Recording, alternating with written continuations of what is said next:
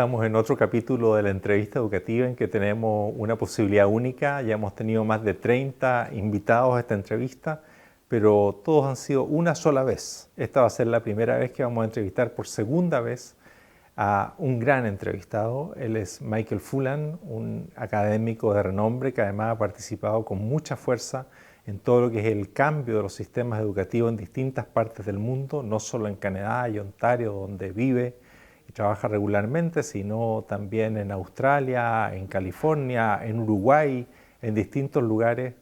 Él ha podido llevar sus conocimientos.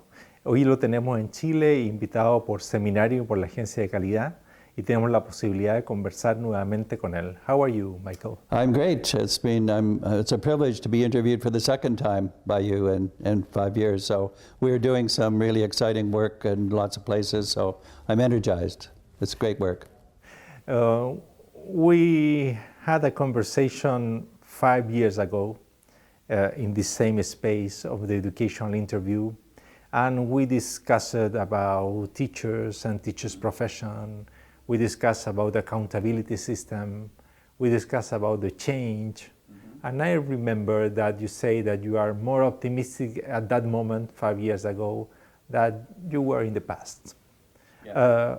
What happened now, 5 years later, in terms of your ideas about educational change and about educational systems? Yeah, well, it's a strange thing about being optimistic or not.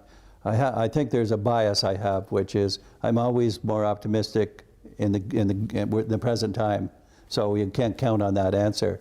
That is a good quality. Yeah, that's not a bad quality. It keeps you applied. So, but I was optimistic 5 years ago because we had learned so much in Ontario about how to make success. 5,000 schools, 2 million students, and we had very strong success for the whole system. And we were clear about what it looked like. And that other countries or states were also saying, we want to know how you did it. Can you help us? And we'll do it in our own terms, but we want help. And so California said, can you work with us? That was 5 years ago. Victoria, Australia, the same thing. So I think in that sense there was more interest in participating in these ideas.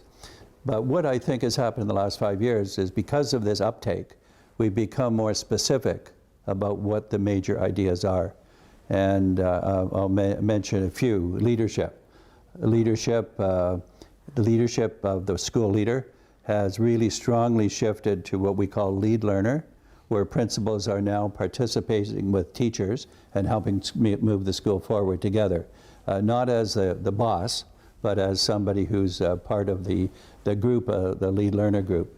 So in this area, they have this discovery of Vivian Robinson, no? When she did this meta-analysis and she discovered that just this is the main important thing. Yeah. The relationship between the principal and the teachers are crucial in terms of the influence, the legitimities, the legitimacy, and this possibility to influence the root of her findings were on the meta-analysis. That she had 5 findings of things that were significant, but 4 of them were small significance. So resources, vision, and expectations. The one that was the strongest by far that you're referring to, she called it leadership for teacher development, but we call it participate as a learner. It's the same finding. So I think that has really made the principalship more important and more involved. The second thing we found is that we always believed in collaboration. We always thought it was, now we have a specific way to find that. And the collaboration that is occurring now, for example, subparts of it, we found that autonomy and collaboration go together. So we say isolation is a bad thing, but autonomy is a good thing. So now we see in the best schools, the teachers are autonomous, they participate in the group, they contribute to the group, they get good ideas from the group, and the next day they're autonomous, they're better, they go back and forth. So you have both autonomy and collaboration. We call it collaborative professionalism. We also have now are tracing it to impact on learning, engagement as well as outcomes, and when When that participation, another word, another phrase that's accurate and specific from John Hattie is collective efficacy. When teachers work together, and that they're well led by teacher leaders as well as the principal, and they are focusing on pedagogy and the changes, the linkage to learning outcomes, when they have all of that, they have impact, very high. And John Hattie's effect sizes, this one is, through the roof, 1.67 or something, effect size. So we believe in that now. So the next step is to say, okay, this is internal to the school, but we're working on system change.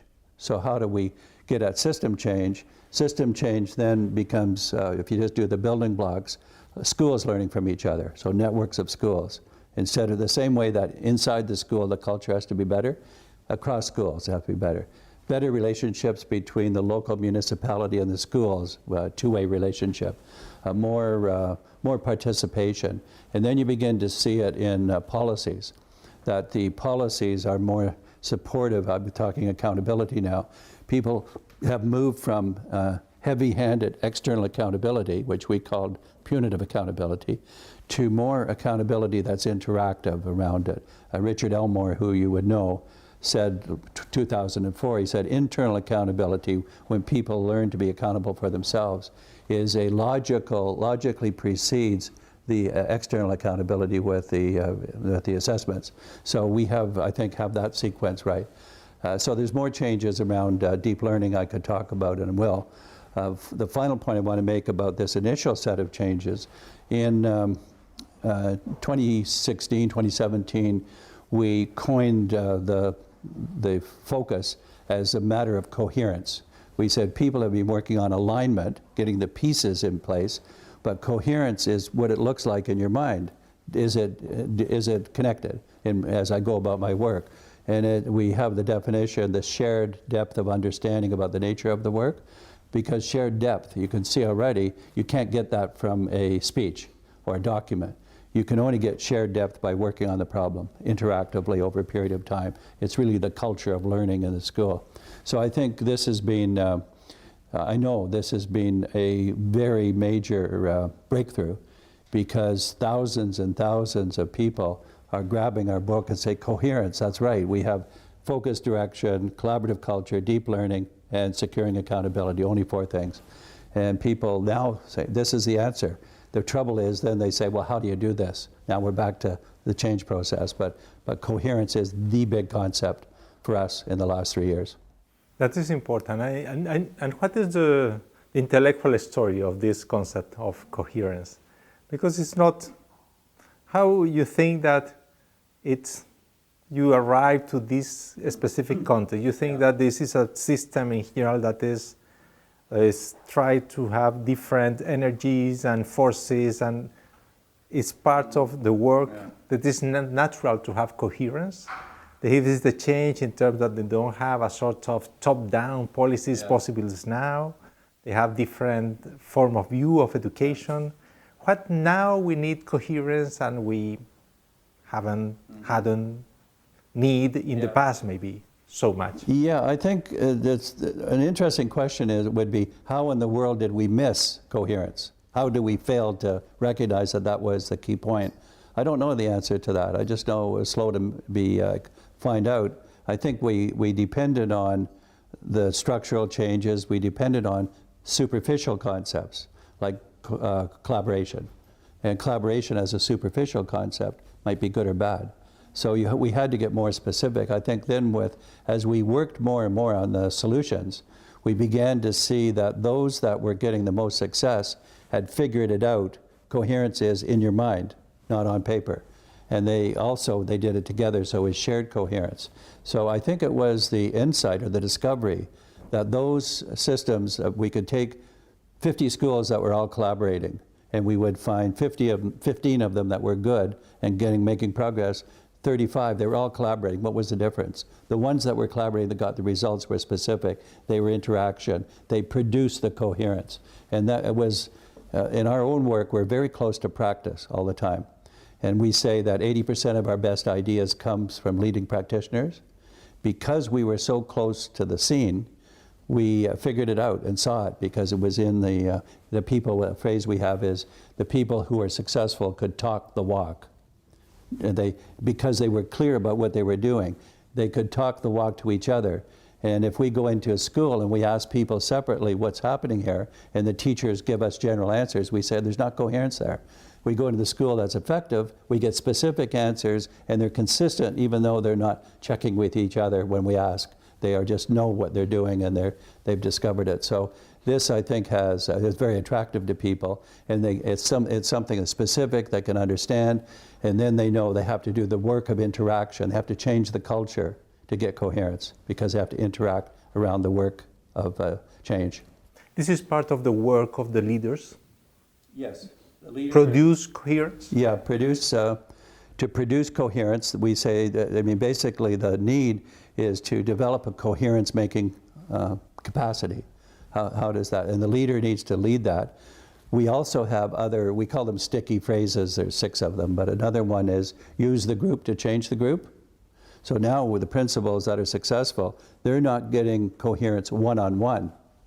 They are getting the group to work on issues and helping work with the group, and the group influences, the members of the group influence each other. They visit each other's classroom, they work on protocols together, they share the successes. So the principal has caused the group to have a culture of coherence making. The principal doesn't directly always make the coherence. He or she enables it to happen because of the change culture of the school. Other forms to see this idea of a leader learning and this possibility to engage of the school community is the idea of distributed leadership. Yeah. That Jim Spillane, that was also in this education interview, proclaimed. Yeah. What do you think about this? Is it can be a useful concept too? No. I'm worried about it, and also I'm worried about professional learning communities, which is another favorite word. And let's take distributed leadership. The reason I'm worried is that it can come across as a very confusing concept. They say, distributed leadership, what does that mean? And it seems like too vague.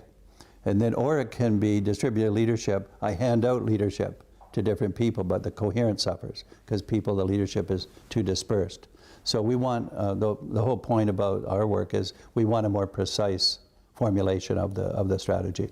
The same with professional learning communities, even though I believe that there can be very helpful, and the Dufours, Rick Dufour and Becky Dufour, who developed it, we worked together and we saw that it could work. But in I would say the majority of cases it didn't work. I'll give you an illustrated example. There was one piece of research where the researchers examined 4 middle schools in one district and 4 middle schools in another district. All 8 schools were using professional learning communities. And then they examined them, they gave them survey questions, interview questions. And they said, are you in favor of collaborating with other teachers? Majority of teachers, all 8 schools, they said yes. So the general questions, they all endorsed. Then they asked the following type of question. To what extent do you in your school work with other teachers to examine student work and change your pedagogy in order to get better results? You can see the highly specific question. In the one district, the 4 schools said, yes, that's what we do. In the other district, they said, no, we don't do that. So that's an example of superficial implementation in the second school and what we would call more specific, deeper implementation.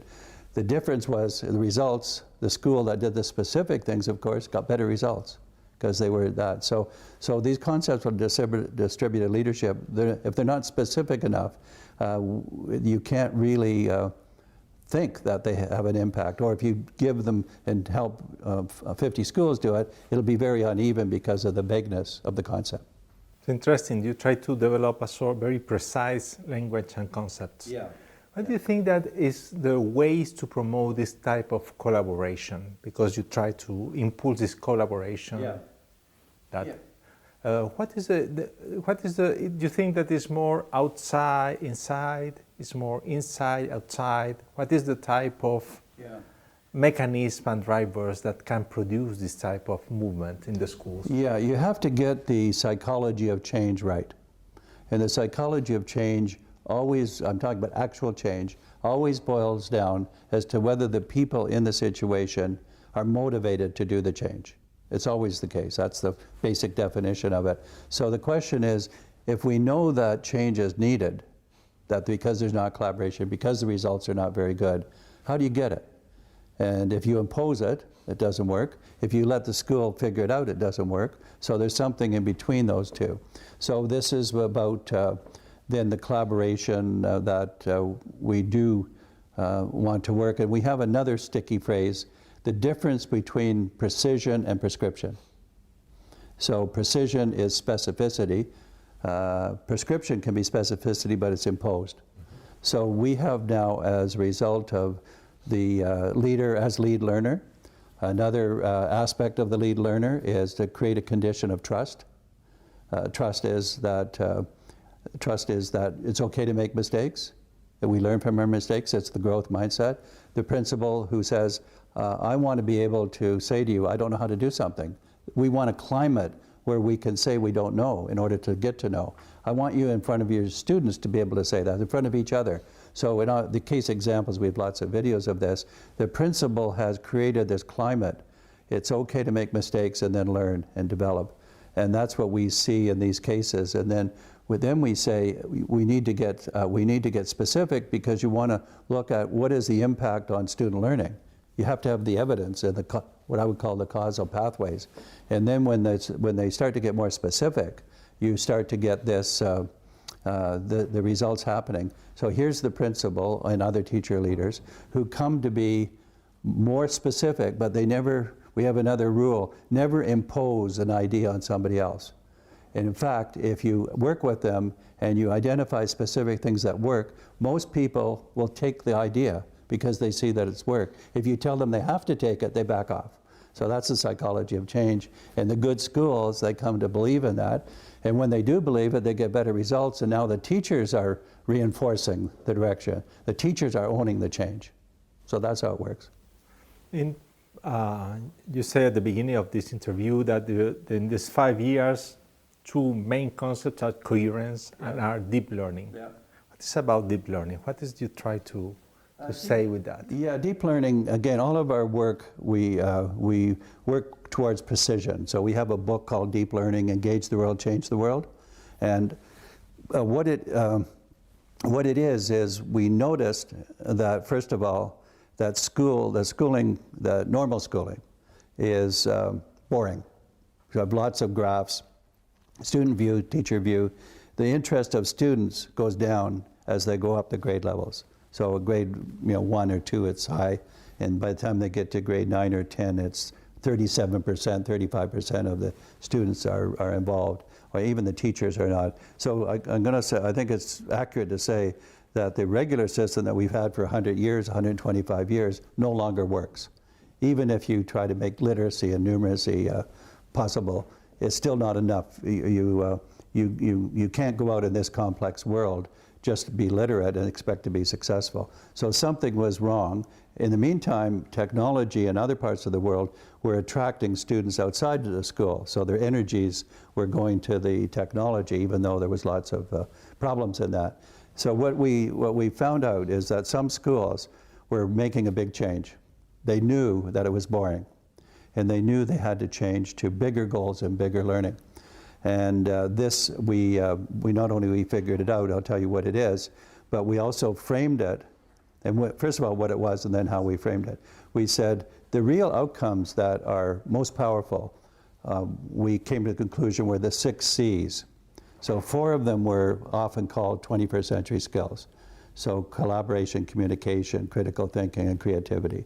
Those 4 hardly went anywhere. Creativity went nowhere, as Ken Robinson says time and again. So he said, okay, those are probably necessary, but what else is there? And we came up with 2 other C's. One is citizenship. How do you be a good how do you learn through education to be a good citizen today, not 10 years from now, today?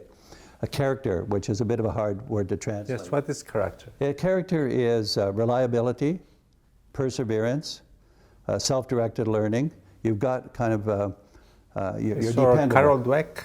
Yeah, it's a growth mindset, but it's got more of a If I have character, then you will find that I'm dependable. I'm going to be, I'm going to be reliable. I'm going to persevere. Some people have called it grit, G-R-I-T. So that it's part of that. And in each of these C's, we've operationalized them by creating rubrics. So the rubrics have 2 or 3 dimensions of this, and then early and then excellent versions of it, so you can move towards being deeper in that. So for example, citizenship, compassion is a very strong act of that. And we found that when we started to use these, that students came to life. Because it was about purpose, it was about the world, it was about themselves, they just shot up like this. So we consolidated those 6 C's. And then we said that teaching and learning has to change, because traditional teaching is boring. Teachers talking too much, not enough exciting activities. So we developed what we call a pedagogical model. And it has, you can see in the book, it's got 4 things that has to happen. One is better pedagogy. That's more a partnership between students and teachers, where students are active learners. The second one is pedagogical practices that people know that they work, that inquiry and developing better systems.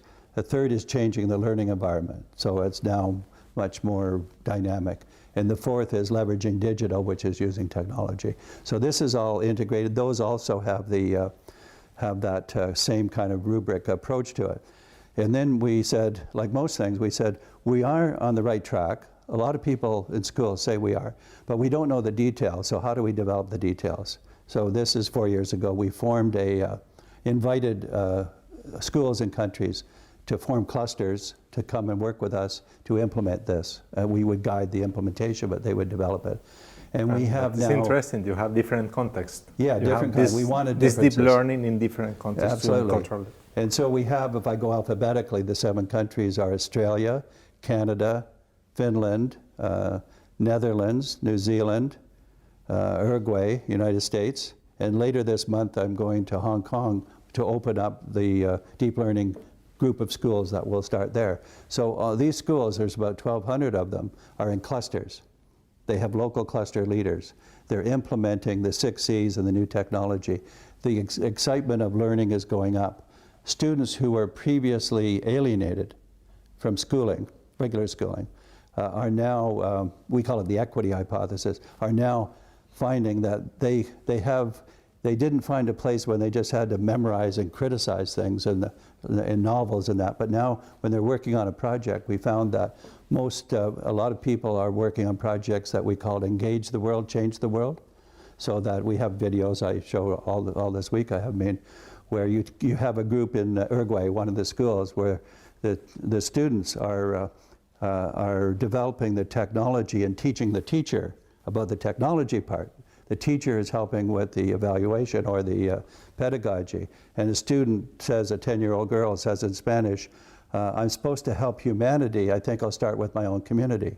That's the mindset that they have. So we've unleashed great learning, I'm going to say. And that's why we're very excited about it, because the learning is a very marked contrast to the boredom of regular schooling, even if you did well. It's a very exciting part.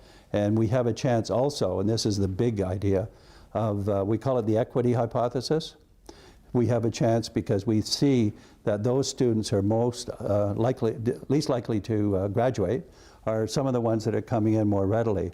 So now we work on it, and as you know, the reason that you want to work on equity is that some countries have, on education performance, have a greater degree of equity, that is less of a gap, like the Scandinavian countries. Canada's like that. Some have a big wide gap, like US, England, and the wider the gap, there's a problem with social justice, but that's not the main problem. The wider the gap, the more likely the society will deteriorate. Lower trust in society, lower social cohesion.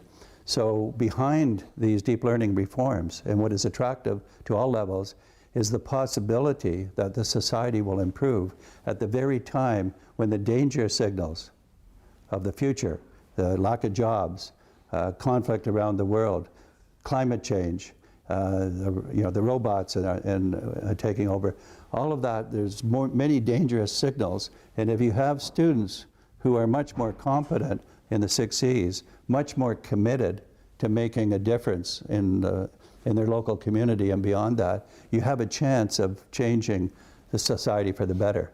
So we don't start with the abstract notion, let's change society for the better. We say start with deep learning and then you want to change society, starting locally and more widely. So we're in the middle of this right now. Well, it's passionate all the time to have this possibility to develop this education interview with you, Michael, this second time. And again, our last question is about what is your advice about our educational system? What do you think that might be one main measure that can take in our educational policies to develop our system? I might end up with one measure in a few sentences, but when I was with 1,400 principals and teachers yesterday in Concepcion and 300 leaders from the government level today. And first I was amazed at the high number of people who have read my work, which has been mainly in English, and told me the ideas, and I recognize the ideas. So the knowledge of these ideas was major, and that's really encouraging. And then which means there's a hunger for going in the direction I'm talking about. So now the one thing that I think, and the government has started this, is that the Agencia de Calidad, the Quality Agency Office, if you look at their philosophy, their strategy, what they do, they have changed accountability from external accountability to mutual interaction with the schools. And the schools now are not so afraid of it because they have more of this knowledge that I described. They're willing to take some, I think, risk. And the agency has to prove has to build trust with the system back and forth. So the one thing I think is to create these messages from the center that says we need to change. There are specific ideas that we have about that change. We're going to do that change not with strong pressure of accountability, but with developing capacity that works. And so the major advice is the next 3 years, I think, are very crucial. I said it today in the event. I said the table has been set. It's now time to eat the meal. Mm-hmm. And so you have to be good at eating the meal. And this is exciting, but it's also worrying because if it doesn't go well, people will get discouraged and they'll go back in their own classrooms and shut the door. But I think there's enough need for it, enough knowledge that people see there's going to be possibilities here. So the people at the government level that have the agencies have to figure out how to have a two-way relationship with the schools, and then the people at the school level have to involve lateral learning, we call it. Learn from your peers within the school, learn from other schools, learn from other districts. Combine better top-down, better lateral learning. That idea is the idea that will create success. This is a system thinking. Yeah, idea. It is system thinking, but more practical. Yeah. Thank you, Michael. Y a ustedes los invitamos a seguir viendo y a ver otras entrevistas educativas como la que hemos tenido hoy día con Michael Fullan en educarchile.cl.